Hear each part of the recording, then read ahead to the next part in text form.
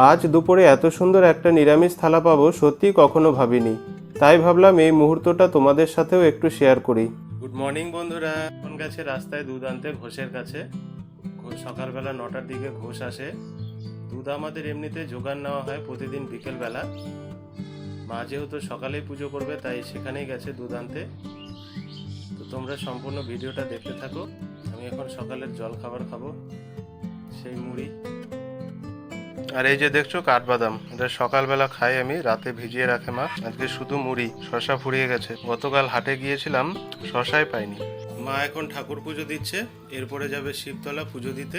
মা চা বানালো তাই আমাকেও দিল। মা ভাত চাপিয়ে দিয়েছে।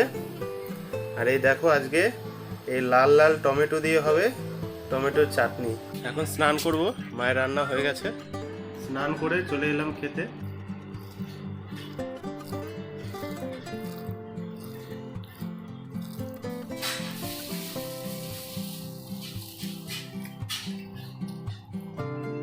দারুণ, সেই টেস্ট।